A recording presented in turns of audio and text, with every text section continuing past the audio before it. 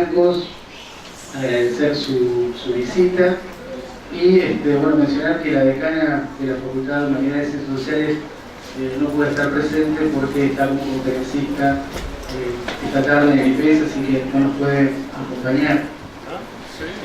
Y esta conferencia, esta actividad de esta tarde, se enmarca en dos proyectos, por decirlo así. El primero tiene que ver con la... ¿Se escucha bien o hace como un eco así? Las dos cosas. ¿Este no?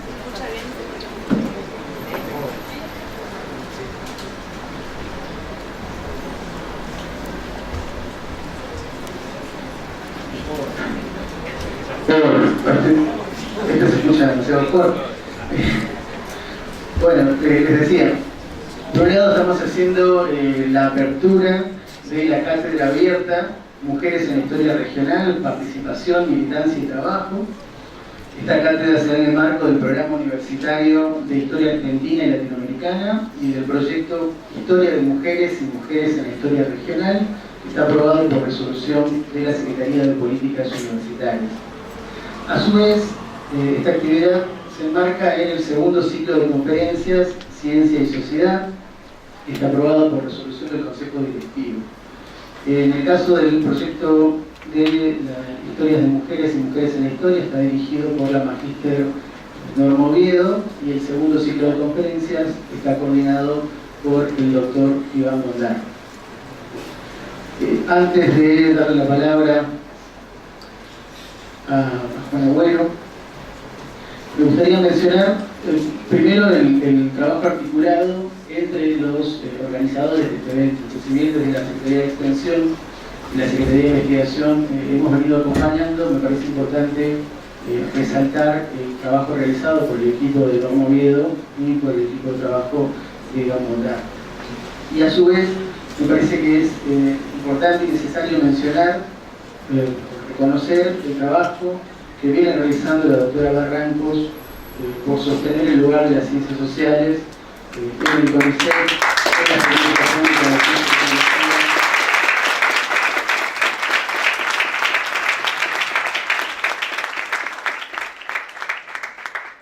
Bien, y en la sociedad en general. Así que bueno, muchas gracias por participar, por sumarse, y muchas gracias, doctora Barrancos, por estar presente. Bueno, buenas tardes. Mi nombre es Juan Agüero, soy el director del Instituto de Estudios Sociales y Humanos del CONICET y de la Universidad Nacional de Misiones. Y en este carácter le estamos dando la feliz bienvenida a Dora Barrancos. La verdad que el instituto que me tocó presidir a mí, digamos, en realidad fue una iniciativa y el gran impulso de creación del instituto se lo debemos a esta mujer que está sentada a mi lado, Dora Barrancos, sin la cual no hubiera sido posible la creación de este instituto. Así que técnicamente es la, ¿cómo diríamos? La madre, puede ser, le damos una denominación. La culpable, bueno. Así que esta circunstancia hay que conocerla y hay que tenerla en la mente, en la memoria, porque son hechos maravillosos, ¿no?, de la vida de las instituciones. Las instituciones son intelequias. Lo que mueven las instituciones son los sujetos sociales. Y los sujetos sociales tienen nombre y apellido, tienen presencia física y tienen militancia histórica y social. Todos estos atributos, indudablemente,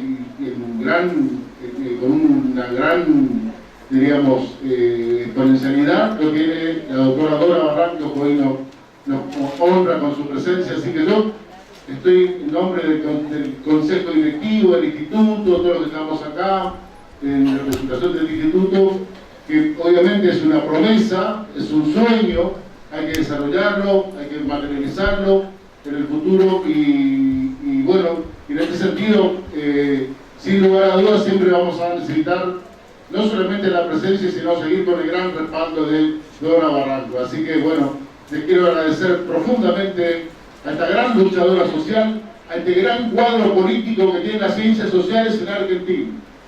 Gran cuadro político, ¿no? Porque sin la política, sin la militancia, sin la presencia de voz, de presencia física, las cosas no se modifica el curso de la historia, ¿no?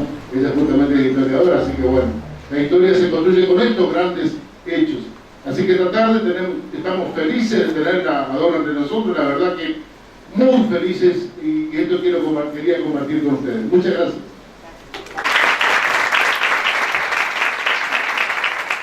Bueno, buenas tardes. En forma muy breve, agradecer la masiva concurrencia. Disculpas por aquellos que están de pie. Vamos a tratar de que esto se desarrolle también dentro de la comodidad de lo que la facultad nos permite, ¿no? En primera instancia, obviamente, darles la bienvenida, rescatar lo que ya había mencionado el secretario de Investigación y Posgrado. Este es un proyecto que ha sido organizado por dos proyectos, el segundo ciclo de conferencias, Ciencia y Sociedad, que corrió desde el año pasado, y el programa universitario de Historia Argentina y Latinoamericana, en el marco de la Cátedra de Historia de las Mujeres y Mujeres en la Historia Regional. No por obsecuencia, sino por convencimiento ideológico, estas actividades deben ser aprovechadas, son gratuitas y abiertas, gracias a la universidad pública y gratuita que justamente nosotros podemos disfrutar, compartir y de alguna forma trabajar en estas instancias de formación y de redefinición de ideas. Obviamente no es fácil lograr un consenso y gestiones en las logísticas, no solamente en la organización, sino también en lo presupuestario. Por eso agradezco profundamente y de forma personal, rescatando justamente que hay que nombrar a aquellas personas que han participado de forma directa, a Norma Oviedo, que desde el principio en que esto se ha planteado, ella ha abierto las puertas de la negociación, a Carla Cosi, que ha estado desde el principio al fin de la puesta en escena de esta propuesta, a todo el equipo de gestión de la Facultad de Humanidades, principalmente también a su decana, la Magister Gisela Spasiuk, y a los colegas del IESI. También a mis adscriptos del proyecto Muerte, Sociedad y Cultura, que figura como inscrito en la Secretaría del año antepasado. Eso también lo quiero rescatar. Sobre el ciclo de conferencias Ciencia y Sociedad, de forma muy breve, es un ciclo que propone el debate en torno a diversos temas y problemáticas en el campo de las investigaciones y los impactos socioculturales de esas problemáticas, garantizando obviamente las relaciones interinstitucionales a nivel local y regional. Hoy, por ejemplo, el gran mérito de la presencia de la doctora Barrancos, no para ser reiterativo, sino de alguna forma, también viéndolo como necesario, reconocer su defensa incansable del campo de las ciencias humanas y sociales dentro del directorio de CONICET. Hoy esto nos habilita la relación CONICET, Facultad de Humanidades y Ciencias Sociales. Obviamente dentro del ciclo de conferencias Ciencia y Sociedad siempre hay una o dos conferencias que tratan sobre temas específicos al área que yo investigo hace más de 10 años, que tienen que ver con la antropología de la muerte y el morir. Es por ello que el martes 16 de mayo la profesora Rosalba Jiménez Moreno de la Universidad Autónoma de México va a estar con nosotros también trabajando la problemática de sus estudios de estancia doctoral vinculadas a los estudios, valga la redundancia, de la muerte santificada en México en una comparación con el culto a Santa Muerte en el noreste argentino. Facultad de Humanidades, Universidad Autónoma de México. En lo que respecta a IGI, Facultad de Humanidades, en junio la doctora Alejandra Reyero va a estar también con nosotros trabajando otra conferencia en el marco del ciclo de conferencias Ciencia y Sociedad.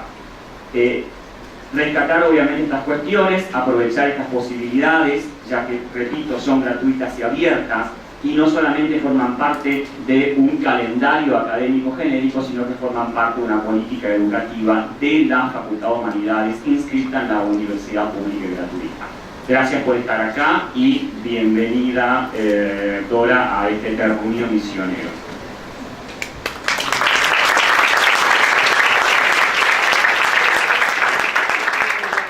Muchísimas gracias. Estamos finalmente en la tierra colorada, en todos los sentidos, como ustedes quieran. Yo estoy en feliz compañía. Miren el patriarcado doloroso. Bueno, muchas gracias a Iván, sin cuya persistencia, obsesividad y tan manifiesta buena fe. Me invitó ya el año pasado, por lo tanto hoy a como fuera tenía que estar aquí con ustedes. Gracias a los dos programas, al secretario de la Secretaría, a Jorge por el Instituto, y estoy muy impactada, de veras, porque creo que esta concurrencia es digna de un rockstar, pero no de una gente como una que en realidad ha militado, sí, desde siempre, creo que desde que tengo uso de razón, por las causas justas. Y espero que la vejez no me encuentre inflexionando posiciones. Entonces, dicho lo cual, antes de entrar de lleno, quiero asegurarles una vez más, porque acá hay sobre todo colegas, futuros colegas, que sí, que estamos completamente empeñadas en hacer la defensa de nuestras disciplinas. Se trata de una cultura científica inexorablemente necesaria y no podemos de ninguna manera pegarnos a cualquier epistemología curiosamente revenida en estos días entre ciencias útiles y ciencias ociosas. Esto no se consigna en ninguna epistemología, aún aquellas que pueden ser muy perdularias en orden a relaciones íncitas con mercados y demás cuestiones que están al orden del día. Pero en verdad voy a seguir defendiendo nuestros estatutos científicos. Es imprescindible, además, que se comprenda que las ciencias sociales en Argentina ya tienen un largo desarrollo de relación orgánica con los problemas de nuestra sociedad. Los problemas muy presentes y algunos que vienen desde luego desde largo tiempo, pero además decirles que el papel que tienen las humanidades es también una de las cuestiones centrales y gravitantes. Es muy probable que algunas personas no conozcan lo que ha significado por ejemplo, el orden de filosofía de la ciencia, para decir algo que de alguna manera se acerca más al estatuto de las mal llamadas ciencias duras. Eso no existe. Es un régimen locutorio económico que en todo caso tenemos. Hay un chiste por ahí que a menudo lo digo: las ciencias parece que se dividen en ciencias duras, blandas y al dente, pero la verdad es que eso es solamente una poca encomiable locución que facilita las cosas y las complejiza. Cada vez más hay epistemologías que van acercando a las disciplinas científicas. No hay nada exacto, felizmente, y de alta probabilidad o no, de modo que el régimen de las ciencias duras, apegada a una, digamos, penumbrosa idea decimonónica acerca de la exactitud de lo objetivo y de lo universal, es más un cuento del siglo XIX que un estándar de las epistemologías que tenemos hoy, como yo diría, vertebralmente fundantes de los sentidos de la ciencia. Por lo tanto, quiero decirles una vez más que estaré completamente comprometida y espero que resolvamos en el próximo año, por lo menos, la cuestión de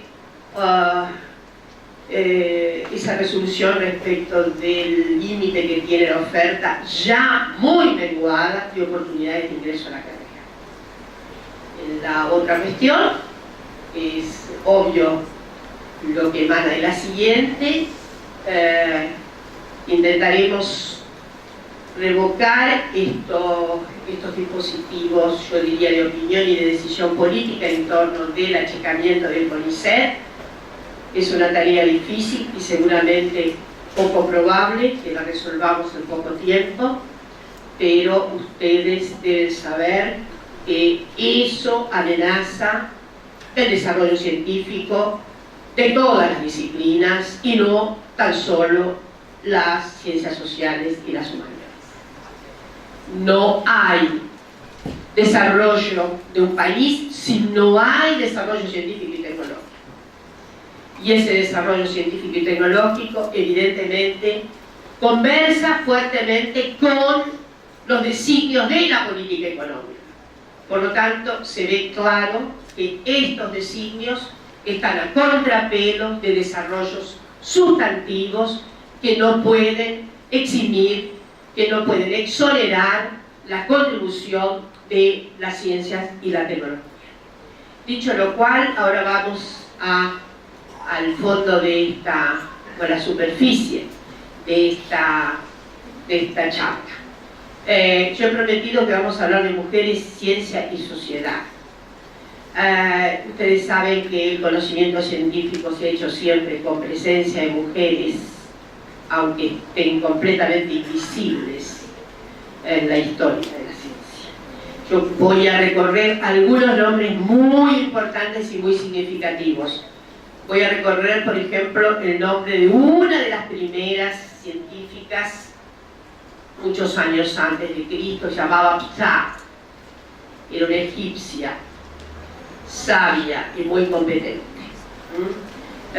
Aparentemente, Ptah sabemos que tenía una capacidad de discernimiento notable, que había en ese momento, las ciencias eran indivisas. Podríamos decir que a veces la contaminación de las ciencias era también un poco celestial. A menudo las ciencias estaban un poco colonizadas, con afecciones emocionales en orden a lo sacramental, ¿por qué no? Pero bueno, el fenómeno, ustedes saben que de división entre esferas, de separación de la moral, por ejemplo, de la religión. La separación de ciencia y estatuto religioso es relativamente reciente, probablemente desde el 18 en adelante. Hay quien diga que el estatuto moderno de la ciencia, el estatuto moderno solo deviene tal a propósito del siglo XVIII y XIX. No los voy a cansar con algunas ideas sobre historia de la ciencia, que algunas de esas ideas consisten en decir que no se puede, el antecedente de la alquimia no es el antecedente de la alquimia, no es el antecedente de la química, hay una ruptura.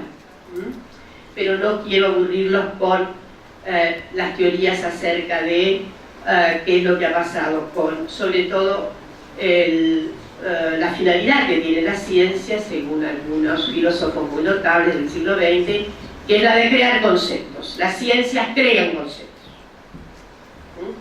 Y esos conceptos tienen muchas veces la forma de una ruptura. Por ejemplo, sin ir más lejos, la ruptura que produce nada menos que la Agencia por los Derechos de las Mujeres.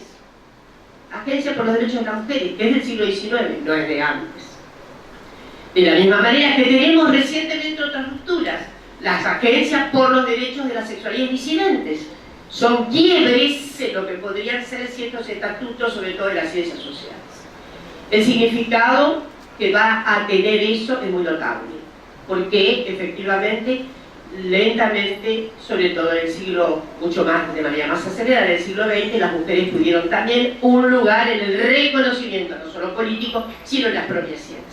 Y tenemos hasta una historiografía dedicada a las mujeres hace 50, 60 años, no más. Y eso significa, obviamente, un camino también nuevo dentro de la historiografía. Y ahí viene la cuestión. ¿Cuántas mujeres hicieron historia de la ciencia, pero no están consignadas en la historia de la ciencia? Y yo voy a referirles algunos datos muy interesantes. Ustedes me van a decir cuánto tiempo tenemos, porque me da no sé qué la gente que está de pie, pero por acá hay lugares. Yo voy a contarles algunos casos. El caso de Hipatia, por ejemplo. Hipatia, me voy también hace mucho ya, pero lejos. Hipatia es una figura muy reconocida, era extraordinaria.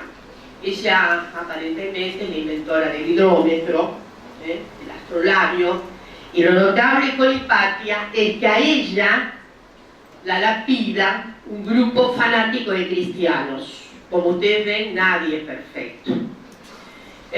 No fueron las fuerzas bárbaras, sino un grupo de cristianos completamente conmovido con lo que esta mujer, que era así como muy concentradora de saberes, etcétera, y no se le perdonaba, parece ser, justamente esas franquicias que se daban. Hay hasta una película muy interesante sobre la vida de Hipatia. Pero yendo más acá, porque si no lo vamos a terminar, les voy a contar lo que era Winkelmann, Mary Winkelmann, en Alemania. Alemania, en el siglo XVII, tuvo Prusia. Para decir, hoy decimos Alemania, pero en realidad se trata de Prusia. El orden, digamos, jurisdiccional de Prusia era muy interesante. Ahí emerge Lutero, ahí converge la primera necesidad, ustedes saben, de alfabetización masiva para interpretar la Biblia. Por lo tanto, las mujeres son muy beneficiadas con esto de la lectoescritura. Es una circunstancia notable para una región como la de Prusia. No era común, no fue común en Europa esta necesaria extensión de la alfabetización. De modo que muchas mujeres se pudieron ilustrar. En fin, Lutero no era también completamente perfecto, no se lo creen. Era muy patriarcal y además dio normas muy tremendas respecto de la recta vida de las mujeres. Pero su beneficio de inventario, es decir, la reforma protestante en manos de Lutero, significa esto, la posibilidad de que las mujeres accedan a la libre interpretación de los textos bíblicos, por lo tanto tienen que estar en capacidad de leer y escribir. De hecho, Prusia seguía siendo hacia el siglo XVIII el lugar en Occidente donde había más prodigalidad de alfabetización y donde las mujeres prusianas, con respecto a las francesas, con respecto a las inglesas, con respecto, en fin, a otras mujeres, estaban en condiciones mucho mejores en lo que atañe a alfabetización. No puede sorprender que en el siglo XVII hubiera en Prusia 14% de mujeres dedicadas a la astronomía. Bueno, creo que ustedes saben muy bien que la astronomía fatigó a nuestras antiguas comunidades humanas. ¿Por qué? Porque entender lo que pasaba en el universo era tener alguna capacidad predictiva para sobrevivir acá abajo, ¿está claro? Hay mucho razonamiento en todo eso y hay series de figuras que lo han dicho. El movimiento del conocimiento fue de lo que está más lejos del humano hasta lo más cercano. Por eso la sociología y la psicología son recientes respecto de conocimiento astronómico. Entonces no puede sorprender. Y Winkelmann, que se había casado con otro joven astrónomo, según sabemos, fue ella una notable astrónoma. Pero en materia de astrónomas hay alguien extraordinario como Caroline Herschel. Caroline Herschel descubrió 8 cometas. Y fue ella, entre 1786 y 1797, ahí nomás. Fue la primera en presentar, a la que se le permitió presentar un trabajo en la Royal Society, que es lo más encumbrado que tiene el mundo aún todavía. Bueno, está muy, digamos, pero es una de las grandes sociedades de ciencia inglesa.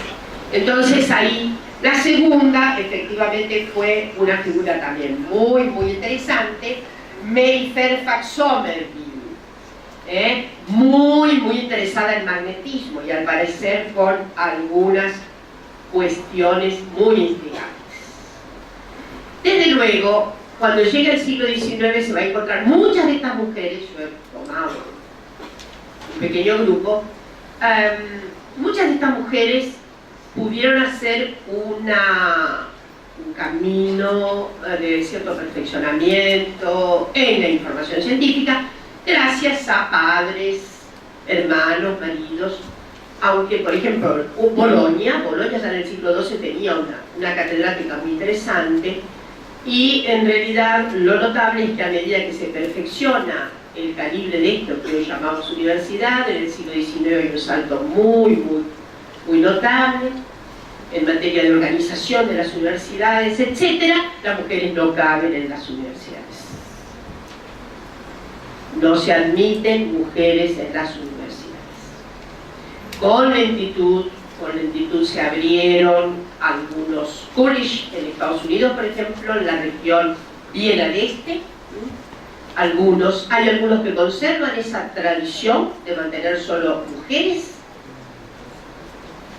¿Por qué? Porque se ha tornado una tradición, porque era tan rara la presencia de mujeres en las universidades que, en fin, siguen marcando eso como tradicional. Ustedes ven cómo hay contradicciones a una sociedad como la norteamericana, y cuando se les pregunta van a defender, inclusive hay una cierta posición, podríamos decir, de algunas feministas que dicen que está muy interesante mantener esto, es muy discutible. Voy a soslayarlo. Quiero decirles que las grandes universidades, salvo la Universidad de Londres, que era una universidad muy peculiar, Londres es una universidad antigua también, pero contribuyó a una adopción de mujeres de manera bastante temprana por una razón muy interesante. Esa universidad, aunque parezca mentira, pequeña digresión, saben que el siglo XIX, el XVIII-XIX, es el siglo de la creciente racionalidad, por lo tanto, la creciente, digamos, especialización de los saberes científicos, y un abandono de lo que podría ser el crédito sobrenatural. Pero los científicos siguieron pensando en Dios, no se crean. Darwin, que es nada menos que el autor de la teoría más impactante del siglo XIX, obviamente, si ustedes recorren la famosa evolución de las especies y todo lo demás, no atribuye nada a Dios, pero privadamente sí. Es decir, lo que quiero decirles es que ahí está ya dividida la esfera religiosa de una esfera de sentido racional, prospectivo, etc. Lo que ocurre con la Universidad de Londres, en realidad, creo que ustedes saben, estas universidades en Londres, la mayor parte, hasta 1919, si mal no me equivoco, Oxford, seguía admitiendo el profesorado con una identificación religiosa. Había que ser clérigo. No me pregunten bien, a veces clérigo, probablemente anglicano. Clérigo anglicano se puede casar, etc. Pero había que tener alguna identificación enclevescida. Eso se rompe en el 19. Pero en la Universidad de Londres, o sea que había que tener también una cierta fijación y de alguna identidad de orden religioso. La Universidad de Londres fue la que se abrió a los disidentes religiosos. Al abrirse a los disidentes religiosos, también se abrió la disidencia de la sexualidad, digamos, de la sexualidad de la ciencia. La sexualidad de la ciencia era lo masculino, como ustedes saben. Tanto es así que no vacilamos en decir que en esta vuelta de tuerca, que es el orden patriarcal en el siglo XIX, siglo de triunfo del modo de producción capitalista, y sabemos muy bien que una clase que va a expresar como es la burguesía, aún con sus diferencias en las diferentes naciones de Europa. El concepto de burguesía, pero no me quiero perder, era un poco diferente. La verdad es que en eso cuenta notablemente la propia expansión de la ciencia desde una vertiente completamente patriarcal. Y además, no solamente los pecados de la ciencia están en su patriarcalismo, sino en la exoneración de la idea de que, digamos, otras razas pudieran ser compatibles con la inteligencia de la raza blanca. De modo que la ciencia tiene un compromiso íncito con una exclusión de orden social, como son y de orden racial.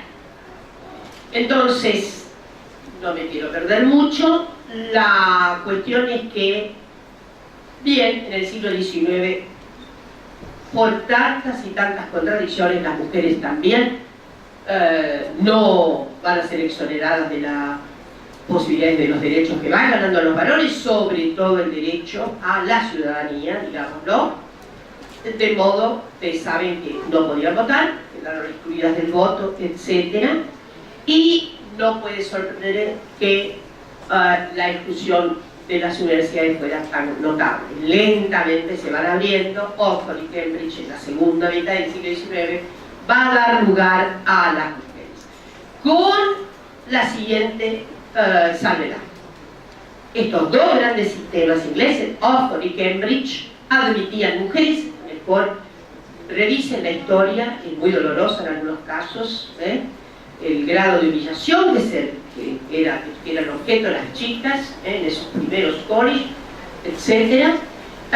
Y las dificultades tremendas institucionales para el reconocimiento completo de su formación. La titulación completa, salvo excepciones. La titulación, entiendan bien, ustedes están estudiando en esta universidad, egresan, les van a dar el título completo. Nadie va a decir que tienen título a medias, ¿no es cierto? Realizan en estas universidades las titulaciones completas de sus egresadas. Se consiguió después de terminada la Segunda Guerra Mundial. Es increíble, ¿no? Eso no quiere decir que no hubiera algunas excepciones. Yo les voy a hablar de una de esas excepciones. La excepción de una figura a la que, bueno, voy a hablar, antes de ella voy a hablar obviamente, de un reconocimiento que fue inexorable, Marie Curie, que tuvo 2 veces el premio Nobel. Pero es toda una excepción. Y tampoco podríamos decir que la vida de Marie Curie fue fácil. Hubo enormes dificultades, muchos dissabores, perdón por el neologismo, pero bueno, es la que se consagró. Poca gente ha tenido premio Nobel bis. Marie Curie es una de ellas. Me voy a referir especialmente a Rosalind Franklin. Rosalind Franklin fue una cristalógrafa muy destacada. Su padre era banquero, era un banquero de origen judío que no quería saber absolutamente nada con la decisión de hacer carrera científica de Rosa. Y ella egresa, va a Francia y es la que hizo posible obtener en 1953 esa famosa fotografía, que es un espectro fotográfico que da cuenta de la doble hélice del ADN, nada menos. Muy bien, ella trabajaba en un laboratorio en Londres, en la London University, y ahí la muchachada de a bordo descubre el avance que ella tenía. Todas estas eran a riesgo total de su propia salud. Ella fue víctima de los rayos X, murió muy joven a propósito de un cáncer que contrajo por esa tremenda exposición. Y finalmente el premio Nobel le fue dado a una parte del equipo, una que evidentemente se sabe perfectamente le fue más o menos Bill Lawrence. Y al momento del reconocimiento, en 1953 fue el reconocimiento del premio Nobel para figuras como Watson, Wilkins y Craig, que no la mencionaron siquiera en el momento de la premiación del Nobel.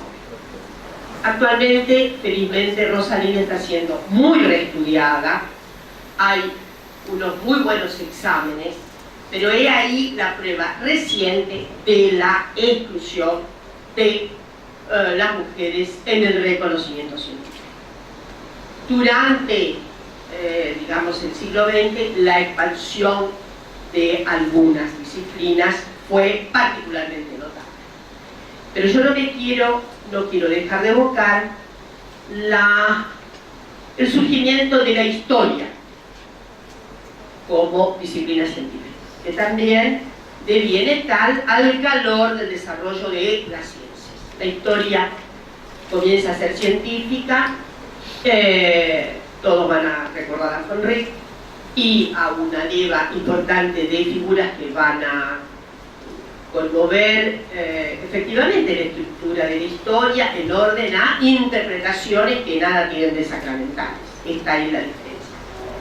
Y a una adhesión que llamamos de manera económica positivismo, etcétera, en la que evidentemente la instrucción acerca de la historia era bastante, en el siglo XIX, tener capacidad de erudita era en gran medida saber historia. Saber historia daba un plus, sobre todo a gente de determinados sectores sociales. De todos modos, voy a decir algo: la preparación para llegar a la universidad en general en Europa era precaria, de muy poca inclusión sobre ciencia en lo que llamaban las escuelas secundarias, en las que las muchachas obviamente casi no ingresaban. La gran reforma para que ingresaran las chicas en la escuela secundaria en Francia es de los 80 del siglo XIX y más o menos por ahí. Entonces, la instrucción sobre ciencia era muy precaria en general. Todo el sistema secundario, hasta las reformas de los años 80, 90 del siglo XIX, se hacían en orden a mucho latín, latín 1, 2, 3, 4, 5, 6, esa era la escolástica predominante en las escuelas secundarias, muy poca ciencia,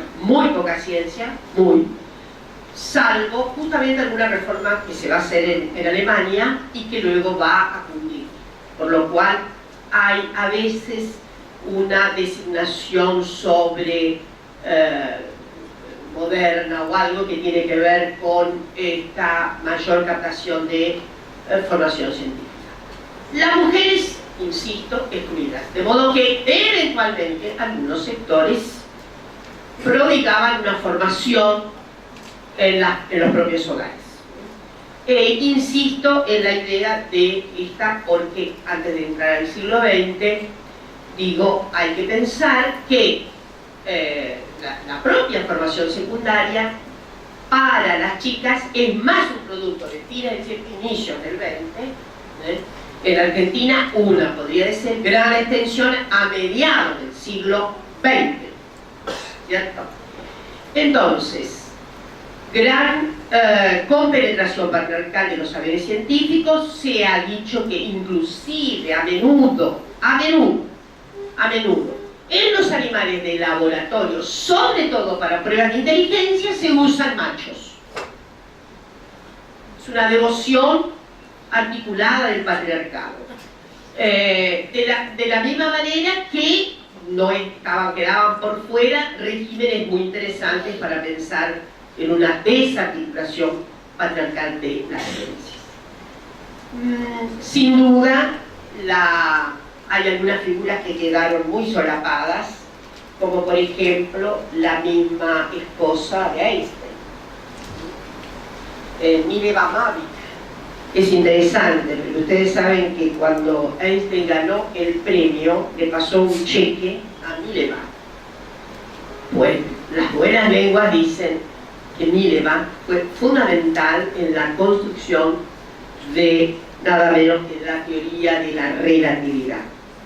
De modo que el problema es del primero, lenta participación de las mujeres en la vida universitaria, no reconocimiento inclusive para las que habían hecho contribuciones fundamentales, no reconocimiento, casi ningún reconocimiento, como es bien entrado el siglo XX, el caso de Franklin que acabo de narrar, y evidentemente el hecho de que no figuran, inclusive digo, la propia biología tiene un bien particular respecto de los individuos machos de la especie, sobre todo para las explicaciones que tienen que ver con conductas, aptitudes, carácter de la inteligencia, etc.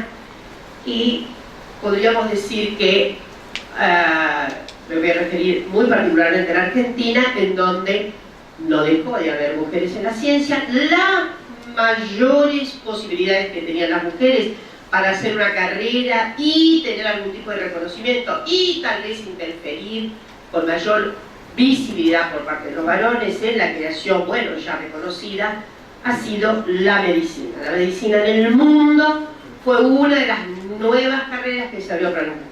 Es muy notable eso, por una razón muy elemental. Muy elemental. Era la sucesión de cuidados, algo que constituía, porque decimos patriarcal, constituía el mandato para las mujeres. El siglo XIX, como ningún otro antes, instituye mercados, digamos, en los propios mercados y para el orden del mercado, la división tajante entre vida reproductiva y productiva, sin la cual la vida productiva no tiene sustentabilidad. Imaginen ustedes sin el contenido doméstico. Sabemos hoy que esas tareas reproductivas domésticas, que fueron muy importantes desde la perspectiva, muy interesantes, la perspectiva de ver qué pasaba con la vida doméstica, yo diría Marx, engelianas, y una cierta tradición del feminismo llamado feminismo materialista, que ha puesto mucha densidad en esta apreciación entre la vida doméstica, que ha pasado con esto, y lo que se llama la actividad económica y productiva. Hoy estamos en condiciones de decir que la vida, toda esa vida reproductiva, está significando en América Latina alrededor del 27% del Producto Bruto. ¿Se imaginan? 25, 27% del Producto Bruto, más de un cuarto por ahí del Producto Bruto, es esta tarea, que no tiene remuneración, pero lo dejo ahí, pero que tiene mucho significado asociando esas obligaciones de las mujeres, esos mandatos de género femenino, como decimos hoy, y obviamente las dificultades para abrirse paso en la ciencia. Y menos aún, o más aún, perdón, para ser reconocidas en esto. Insisto, en medicina, en el mundo entero, pudo haber una mejor participación dentro de la mengua de captación de mujeres en la universidad, medicina en todo el mundo. En la Argentina, y no solo en la Argentina, increíblemente, o no, ¿por qué decir increíblemente? Porque por ahí hoy es más fácil decir, había más muchachas haciendo química que derecho. Porque derecho tiene una articulación íncita con el Estado-Nación patriarcal, que significa una exoneración. El orden jurídico no es para las mujeres. El orden jurídico se vertebra en el sentido patriarcal del término, ¿no? No quiero distraerlos mucho con esto, pero por lo tanto en las facultades de Derecho no cabía las mujeres, era una especie de estropicio a lo mandante del Estado-Nación.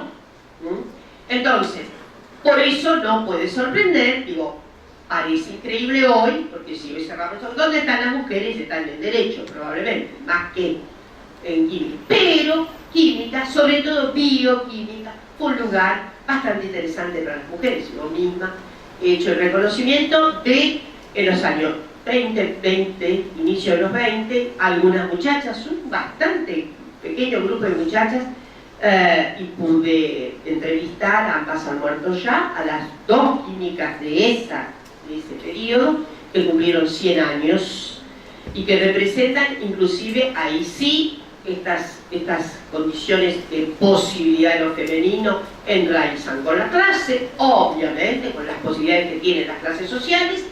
Las chicas de clase media van a tener más posibilidades, y además está muy cruzado por lo que serían las mallas culturales étnicas. Hay grupos que están más dispuestos a la contribución educativa de las mujeres y hay grupos con menos, digamos, que apoyan menos, culturalmente hablando, estos desafíos. Y bueno, esas entrevistas que yo hice eran a una mujer muy interesante, 100 años uno, 100 años ambas muy interesantes. La una era de origen italiano, católica, liberal, que se formó, fue brillante, pero colgó su diploma. No ejerció. Sí sabemos que fue una de las figuras opinantes, se casó con un gran químico que fue al IPF y que sabemos que ella era una gran opinante, pero no hay registro de esa opinión. La otra era, también la entrevisté cuando cumplió 100 años, era también bioquímica, había tenido su laboratorio propio, había tenido un auto, creo que rojo, se imaginan ustedes, a finales de los 20 debe haber sido. Su padre, familia judía, que obviamente estimulaba a esa independencia económica de las mujeres, y ella vivió de su laboratorio. Se casó, etcétera, pero vivió de su laboratorio. No abdicó de la titulación. Esto de abdicar de la titulación no debe sorprender, dadas justamente las fórmulas mandatarias patriarcales de todo el siglo XX. La mujer, ¿cuál es el mejor lugar para una mujer? ¿Cuál es? La cocina, el ámbito doméstico. Ahí lo notable es que esta articulación de sentidos tan forjada no ahorró ninguna opinión. Lamentablemente en el siglo XIX aún la gloriosa clase obrera esa, que se erguía, que participaba ya muy de manera con una acción directa, que ha hecho posible la conquista de sus derechos, recomendaba que las mujeres fueran retenidas en los hogares. Y a menudo he contado que inclusive en algunos grupos que se destacaron por su prominente, yo diría, su prominente estado de clase para sí, una mayor conciencia de clase, en general grupos que estaban en una condición de posibilidad mejor, grupos más calificados, esto es marxismo 1, 2. Hobsbawm ha retratado esto como la aristocracia de ese sector obrero, que era tan lúcido en materia de conciencia de sí, cuando subía un poco en la vida, un obrero calificado, me refiero, un relojero, un fobista de ferrocarril, un conductor de máquinas de ferrocarril, que son casi ingenieriles, hay que saber, ¿saben lo que era? Ahora no, porque estaba todo más o menos electrificado y aún así hay que saber, hay que estar calificado, había que ponerle energía a una máquina, ¿no? Había que saber muy bien calcular el carbón, no se ponía así nomás. De modo que esos eran lugares de calificación. Bueno, cuando subían un poco en la vida, lo que hacían era retener a las mujeres en los hogares. De modo que esto notablemente tenía un apego al orden burgués muy grande. Había un apego al orden burgués, a ciertos valores relacionados con la división sexual del trabajo, a ciertos apegos a la idea de que hay una esencia femenina que debe ser la custodia inmarcesible del hogar. En el siglo XIX hay un famoso poema que la nombraba, famoso poema que fue escrito y reescrito y reescrito, El ángel del hogar. Felizmente no todas fueron ángeles, hubo mucha subversión, y muchas pudieron, por ejemplo, ir a la universidad, a pesar de sus padres. El caso de Rosalind Franklin lo muestra claramente. El padre era un banquero importante que estaba muy preocupado porque su hija se iba a independizar, etcétera, etcétera, y demás. Bueno, en la Argentina, entonces me voy a recordar que nosotros hacia 1910 hubo, aquí los colegas profesores saben lo que es el famoso Congreso Americanista, tiene una larga tradición, es probablemente uno de los congresos de una larga tradición que subsiste, creo que es de mediados del siglo XIX, la tradición de los congresos americanistas. En 1910, con motivo del centenario, se hizo en Buenos Aires. Y ahí, entre aquel mar de testosterona, hubo solamente 3 mujeres. Entonces, una de ellas es Celina González Hacha, que fue una de las primeras geógrafas, organizadora de los geógrafos, y Julián Dillenio. Julián Dillenio era la mujer de Neche, de Lehmann Neche. Pero a él lo conocemos, ¿no? A Lehmann Neche sí, pero a su mujer no. Es notable. Ella era la gran clasificadora de la colección de Lehmann. ¿Quién se acuerda de ella? Bueno, la historiografía de las mujeres recién. Es cierto que desde los 60 para acá el mundo nuestro cambió mucho, ha habido una mejor posibilidad de hacer carrera universitaria con esto y introducirse con, yo diría, un poco más de reconocimiento en el área científica.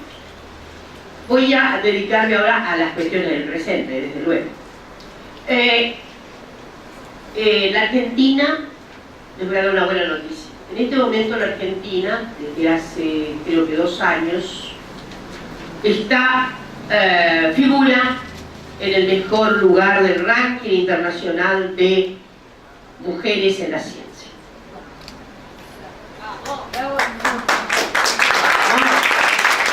Es muy bonito. Creo que Bulgaria, en fin, y es tan lejos, los otros países están bastante lejos. La verdad que la vida para las mujeres en los laboratorios, en los grandes países de Occidente, son muy difíciles. Muy difíciles. La segunda cosa que les quiero decir es que es cierto que es bastante fácil ver qué es lo que pasa contando la representación de mujeres en el CONICET. Y entonces, sí, tenemos una gran noticia. Hoy día hay alrededor de 53-54% de mujeres en el CONICET. Eso es lo que hace que la visibilidad de Argentina sea, no todos los países tienen CONICET, instituciones como el CONICET, es Argentina y Francia. Hace mucho tiempo la Unión Soviética tuvo algo por el cual medio fue copiado por Francia, por el Frente Popular, que inventó el CENAVES, y en la Argentina siempre ha estado muy adherida a, yo diría, a estar muy adherida a los motivos culturales y científicos franceses, sin duda una tradición francesa notable en materia de educación, etc. Se hizo esa adaptación. Entonces el resto de los países de América Latina no tiene carrera CONICET, es decir, CONICET significa un sistema de empleo científico. Bien, en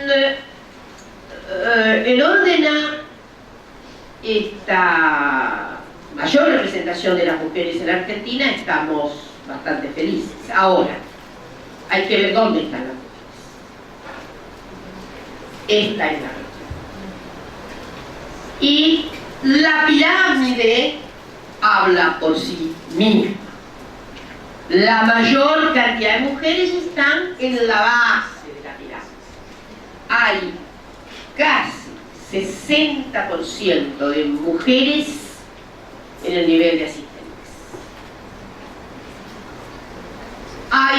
Está bastante bien, es decir, hasta hay sobrerepresentación en el nivel de adjuntas, 54%. Cuando se salta al otro nivel, al nivel de independientes, las mujeres ya son menos del 50%, 48%. Y cuando se salta al penúltimo, a principal, es cierto que estos años ha habido una mayor promoción, tenemos 40% de mujeres. Pero en el pináculo de la gloria hay solo 25% de mujeres. Lo que significa que tenemos una pirámide muy inequitativa. ¿Qué es lo que pasa? Las muchachas son tan inteligentes, pueden ingresar al CONICET, en gran mayoría son mujeres, en becas, en todo el sistema de becas pasa lo mismo. Van a saber qué virus letal acomete la letalidad de la inteligencia, me refiero, de la creatividad, para que no lleguen a... Bueno, las razones no son misteriosas, sino completamente humanas. Y ahí me voy a detener. En primer lugar, las científicas están exactamente atravesadas por las mismas razones de valoración, digamos, de mandatos generalizados que tenemos. Hay que atender la vida doméstica. Los varones de momento no tienen hijos, salvo, bueno, cambios de género, pero por lo tanto no tienen ningún obstáculo desde el punto de vista reproductivo. Hay que criar hijos, por lo tanto esto está significando que hay ahí ya una circunstancia que hace que no es igual. Hay una circunstancia que es completamente desigual. Entonces, hemos observado que efectivamente esto está significando una clarísima circunstancia típica del género que limita la posibilidad, digamos, de ascenso en el sistema. Porque, evidentemente, los tiempos, hay una investigación reciente que muestra que hay una diferencia de tiempo en el desplazamiento hacia arriba que tienen varones y mujeres y afecta claramente la posición de la mujer. En segundo lugar, se debe manifestar algo. En general, hay bastante homogamia científica. Las mujeres en la ciencia se casan con varones que también hacen ciencia, en alguna medida, en buena medida. Y ahí hay otra cuestión que gravita mucho. Cuando se trata de oportunidades, pongamos, estancias afuera, que son significativas, ¿no? Estancias que dan en un laboratorio importante. Hablo de laboratorio, después podemos hablar de lo que pasa con las ciencias sociales. En Francia, por eso todo se llama laboratorio. En un laboratorio, pongamos, de biología molecular, una gran oportunidad que se abre, pongamos, en Hamburgo. Y una buena oportunidad para ella, supongamos, en París. En el cabildeo, generalmente, ¿quién gana? El varón. Es así. No, en el CONICET, tantos años hace que una está, que ha estado por tantos y tantos lugares, en junta, etc. Esto es muy claro. Digamos, en el orden de posibilidades, frente a una situación que parece paritaria, es muy decisiva la opinión del varón. Y yo voy a contar una anécdota. Cuando estaba en Junta, creo que era en 2009, 2008-2009, antes de ser directora, la Comisión de Física trajo el caso de un ingreso de una importante científica que no había ingresado al CONICET, que tenía alrededor, estoy viendo la hora, estamos bien a las 6, y tenía a la sazón 51 años, que es una edad crítica, terrible, ustedes saben, tremenda, para ingresar al CONICET. Y la justificación de quien me presentaba era en física, ¿no? Física, ¿no? Donde se supone que las vocaciones son acentradamente ya muy prístinas, por decirlo, desde muy joven. Entonces, quien representaba a física y puso el caso de este ingreso, ¿no? Una especie pequeño sismo, en 50, creo que tenía 52 años. Excelente currículum. Y entonces alguien preguntó, ¿pero cómo se demoró tanto? Y el representante, creo que mirándome de manera muy, digamos, en orden a complicidades, dijo, es muy complejo, pero es muy sencillo decir qué pasó con la doctora XX. Se pasó más de la mitad de su vida acompañando a su marido, el célebre doctor fulano de tal. Es evidente que ese acompañamiento en diversos laboratorios había demorado su publicación, que era de enorme valor, pero las había demorado. Quiere decir que de manera un poco tal vez demorada, pero se hizo justicia, ingresó al CONICET. Ustedes saben que hemos hecho en estos años medidas de acción positiva con relación a las aplicantes.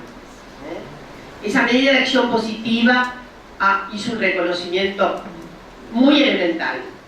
Uno, el aplazamiento del informe por un año cuando se alumbraba en el año del informe. Imaginen ustedes, no sé si acá hay alguna de las colegas que obviamente se benefició con esta decisión. Se terminaba de parir y había que hacer el informe, o se estaba en situación de parto y había que hacer el informe. Algo evidentemente, yo diría, fuera de la razón científica se ve un poco interpelada con... La segunda cuestión es las edades con relación al número de hijos, circunstancia que ha mejorado para la condición del beneficio de becas, porque ahora las becas se extendieron, las doctorales, o sea, lo más es hasta los 30, sino hasta los 32, y según se tenga 1, 2 o 3 hijos, hay una posibilidad de correr la aplicación. Para las postdoctorales, porque se corrió de 35 a 37, quiere decir que con hijos todavía se puede postular hasta, bueno, con 3 hijos casi 40 años. La verdad es que eso nos ha puesto en una situación de, yo diría, satisfacción en el reconocimiento, sí, lo más importante es el reconocimiento de la propia comunidad científica, pero el reconocimiento al CONICET por estas cuestiones, sobre todo cuando cundieron los números de representación de mujeres dentro del CONICET. No digo que fueran por estas medidas, tenemos que tener un poco más de tiempo, pero probablemente están significando, hay que ver el efecto que tiene de aquí a 10 años estas medidas y ver si efectivamente esto también redunda en propensiones a los niveles más altos. Todavía tenemos una cierta incerteza acerca de si estas medidas. Desde luego, la tercera cuestión que me gustaría comentarles respecto de los problemas que tienen. Hay áreas que tienen que están muy, muy desertizadas de mujeres. Física, matemáticas, son áreas comprometidas desde el punto de vista, yo diría, vocacionales. Sí, hay más alumnos, pero la representación es baja. Si yo les voy a decir cuál es la representación por áreas que tenemos. La representación en biológicas y salud es 60%. ¿Por qué? Porque biología está haciendo una experiencia muy feminizada, no solamente en Argentina, sino en el mundo, y la verdad que las feministas nos debemos interpretaciones acerca de esa extraordinaria convocatoria que tiene ciencias biológicas para las mujeres. No es solamente en Argentina. ¿Se imaginan? 60% es de mujeres. En exactas, obviamente, salvo por 40%, pero digo, matemáticas tiene grandes problemas de representación de género. En las sociales y las humanidades tengo 57%, pero biológicas tiene más. Yo les voy a decir que hay algunas tradiciones en humanidades que se fueron poblando digamos, en los últimos 40 años. Filosofía no era para mujeres. La misma historia, ahora la historia se ha feminizado notablemente. Extraordinaria la representación de mujeres que tiene la disciplina. En las tecnológicas hay 48% de representación, pero podríamos decir que son las tecnológicas blancas, no son las tecnológicas, perdón, yo misma dije que esto es incorrecto, pero bueno, no son las materias densas, sino las materias que tienen, por ejemplo, tecnología de alimentos. Es un área muy concurrida por las mujeres. En cambio, las ingenierías duras de corte, digamos, el corte clásico, tienen muchas más dificultades. De hecho, las facultades de ingeniería son las que menos mujeres están reclutando. Creo que Ingeniería Buenos Aires debe tener ahora 22-23% de mujeres. Hay áreas que han sido muy difíciles, pero bueno, por ejemplo, hay algunas electrónicas, pero por ejemplo la UTN está viendo, me parece muy interesante, un mayor número de mujeres en el área de electrónica. Finalmente, volver sobre las cuestiones de la representación equitativa de los sexos, y yo diría hoy de los plurisexos, de las plurisexualidades, de los géneros múltiples.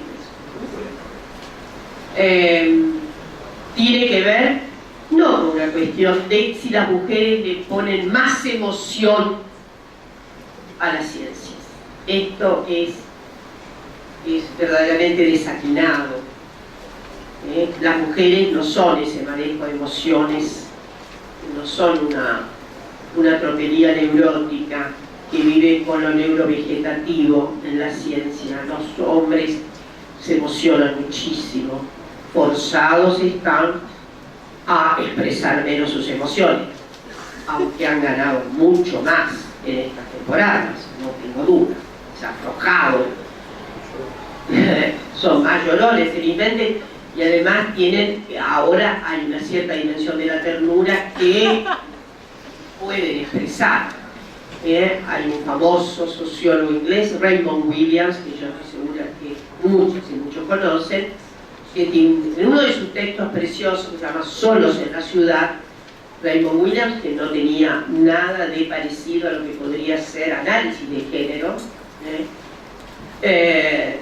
pero que tiene entre su extraordinaria obra figura un análisis cultural de la vida inglesa notable. Tiene en Solos en la ciudad más o menos que comienza diciendo que va a detenerse en 1850, año pródigo para la literatura inglesa. Hay muchas mujeres allí, a diferencia de Francia, que tiene menos letra femenina, y él dice 1850, bueno, más o menos que creo que repite, año en que los varones ingleses fueron obligados a no llorar más en público. Entonces, no se trata de las emociones. La emoción es un elemento fundamental de los actos cognitivos, es inescindible. La verdad que no producimos conocimiento sin el conato emocional. Pregunten, ¿qué pregunta interesante puede salir de un estado frío y congelado de emoción? No sale nada interesante, nada.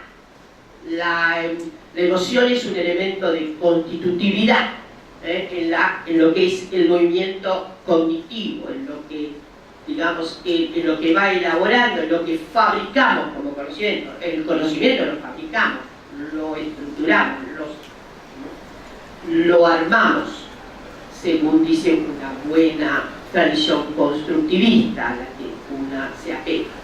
Por lo tanto, no se trata de más o menos emoción. Se trata de, yo diría, mucho más poliédricas formas en que los puntos de vista son divergentes. La experiencia humana es divergente, no solamente la de varones y mujeres.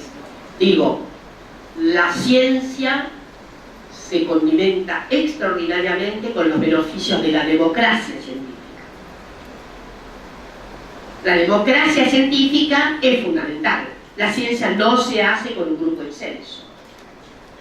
Sí, puede haber luego un grupo excelso, pero les puedo asegurar que sin democracia de base no hay desarrollo científico. Entonces, la democracia de base implica ese reconocimiento de la participación de las mujeres. Finalmente decirles que nos debemos inclusive algunas investigaciones respecto de la lucha por la autoría, que en las ciencias sociales felizmente no tiene regencia, pero en la biología, en la química, en la matemática un poquito menos, pero en general en las otras ciencias es fundamental. ¿A dónde está el autor? Y el autor que está en el medio la lleva mal. La lleva mal. Aunque las mujeres en la ciencia son muy difíciles para el estado de reconocimiento de sí. Si ustedes le preguntan a una científica, pongamos, bióloga molecular, así más hay algunas que tienen una experiencia extraordinaria en sentimientos de reconocimiento de la discriminación, pero si le preguntan a sí, va a decir jamás fui discriminada. Esto tiene que ver, y con esto quiero terminar, con una suerte todavía regente del patriarcalismo augusto del siglo XIX, por el cual la objetividad es fundamental. La objetividad no tiene que ver ni con lo social ni con lo político, es la pura objetividad. No hay ningún reconocimiento de posibles fisuras en la, digamos, en la cristalina caja del conocimiento científico. Entonces, si una científica reconoce su discriminación o toma partido, y al tomar partido, partidiza el conocimiento científico. Y si el conocimiento científico se politiza en razón del reconocimiento de las exclusiones de clase, género y diversidad sexual, queda completamente opaco a las propias consistencias de la sociedad. Y me parece que estamos haciendo una gran transformación. Espero que, digamos, que el contexto ayude. Que el contexto ayude.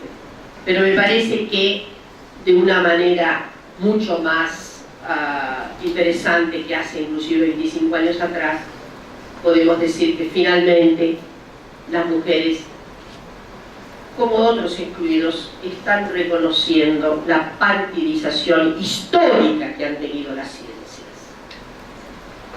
oculta bajo la idea de lo objetivo y universal.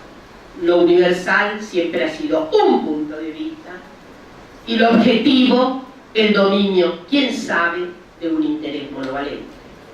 Por lo tanto, romper, quebrar las estructuras en orden a diferenciales de géneros significa devolverle a la propia sociedad un pacto que yo no digo que sea íncito, porque ya vemos que en el siglo XIX es un pacto de renovación, es un pacto de renovación, pero no por utilidad directa y estrecha, no porque seamos pragmáticos, sino porque en esa misma renovación democrática de la ciencia está contenida, yo diría, los propios interrogantes que tiene la sociedad sobre sí. No digo que esto ocurra automáticamente porque haya muchas más mujeres en la ciencia y muchos más científicos que provengan de los sectores populares. No es automático. En todo caso, significará que demandemos tanto a las mujeres científicas como, bueno, a quienes están participando de este renovado, de lo que antes era exclusivo, que tengan una afinada conciencia de sí, de lo que les pasó. Les pedimos solamente eso, que agudicen el tono interno sobre sí, que oculten las dificultades sociales y de género que tuvieron.